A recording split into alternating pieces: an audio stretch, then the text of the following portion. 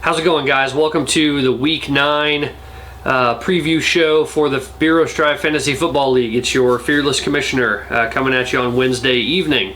We're going to go over a little bit of Week 8 recaps before we get into the Week 9 matchups. We are over halfway done with the season. We've got some people dealing with injuries, got a couple more buys coming up this week, so should be an interesting push here through Week 14.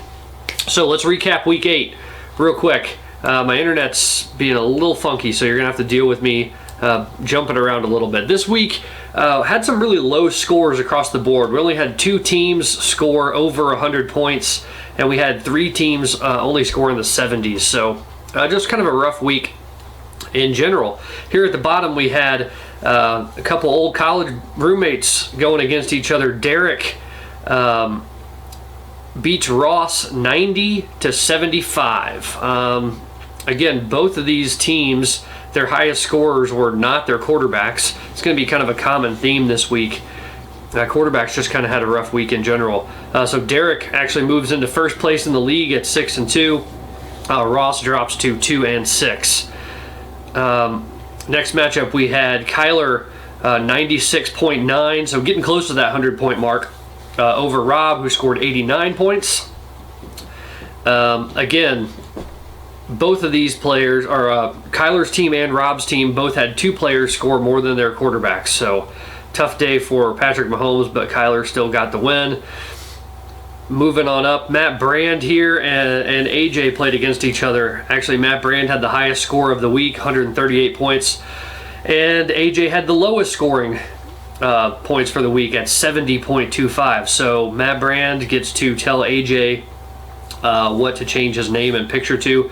Matt Brand, it looks like you have the ability to change your team name back if you'd like to, since you've won a couple games. But both those teams are tied at 5-3 now after Matt Brand just had a really good day from Tom Brady, a really good day from his defense. Those always usually add up to a good score. JAVO, don't call it a streak, has won 2 in a row. 83.15 over Matt Mullens, 71 points. He's really on a losing skid here as he drops to 4-4. And last matchup of Week 8 was Keaton with the second highest score of the week at 118 and change over me, 87.8. I had a really rough day from Kyler Murray, kind of his worst performance of the year so far, so understandable. Josh Allen had a great day for Keaton, along with a running back from the Jets, which is always, an interesting thing to see. Somebody who has the cojones to start a Jets player probably deserves to get a win. So with that being said, we'll take a look at the standings right now.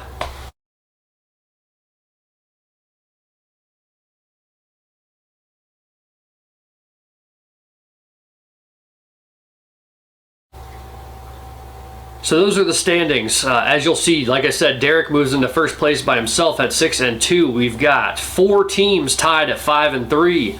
I think all those teams have, I think it's like a 80% chance or higher of making the playoffs, except for one. I don't have those percentages pulled right in front of me.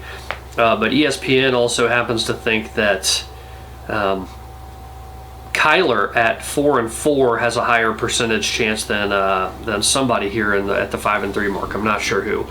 Kyler and Matt Mullens tied at 4-4. Rob and JAVO and Ross all at the bottom at 2-6. So JAVO making a little bit of a comeback here, trying to push for that 6th playoff spot. And we've got 6 more weeks of games for him to try to get to that point. Quick update on the prop bet. This week's prop bet, and I'll be sending that money out here in a second, goes to Rob again. I believe it's the second time he's won one. He got the unlucky prop bet.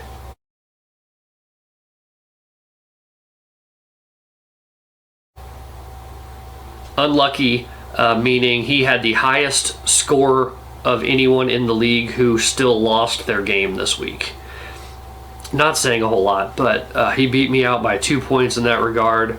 I think it's the second time this season I've lost a prop bet by just about 1 or 2 points. So, maybe I'll get one of those in a little bit. Okay, week 9. We're going to start at the top here. Matt Mullens. Wow, every time you think he's going to turn it around, he gets another piece of bad news. Michael Thomas, who he's been holding on to all year, just came out today and said he's going to miss the rest of the season. Christian McCaffrey might come back, but we'll see. It's been a rough go for Matt Mullens. He's got to make some moves here to get his lineup tweaked for this week. I'm 5-3. He's 4-4. So I'm going to try to keep that push towards the top, and Mullens is going to try to break his losing streak. As we move down the list, AJ goes against Javo. AJ's in that group tied for second at 5-3. Javo's trying to move up the list. AJ's got a rough week. He's going to have to make some moves, it looks like. His projected total is really low. And Javo's team has kind of turned a corner. I think he's going to make a push pretty good here. All right, moving down the list, we got the brother matchup, Keaton and Kyler. Kyler's projected to take it right now, but we've got a couple really good quarterbacks mixed in here. Kyler 4-4, Keaton 5-3. So they're going to try to even that matchup, or the records for the year there. All right, coming down the list again, we've got last year's Lord Champion Ross at 2-6, and then 10th place, having a little bit of a struggle. Going against second place overall, Matt Brand. Matchup looks pretty close so far. Matt Brand's got the highest scoring team of the entire league and also has the most points scored against him, so he's doing a good job sticking there in second place. Ross really could use a win here to get off the losing skid there. At the bottom of the list, we've got the number one team in the league right now, as I've said multiple times. Derek at 6-2, taking on Rob at 2-6. Man, I really think Rob's team is better than it's been performing. He's had some unlucky breaks, couple injuries, but we'll see how that matchup goes. Let's see. I'm not sure who's playing the Thursday night game. I think the Chiefs just got a little bit of a lucky break with Aaron Rodgers coming down with COVID. So maybe they'll be able to win. They really need to keep it up. I got my Mizzou sweatshirt on this week. I think we're supposed to lose to Georgia by like 38 points, which seems a little ridiculous. Not that I think we're any good, but I'd like to think we could hold it within 40. I won't be watching the game probably, so any of you that are brave enough to do that, let me know how it goes.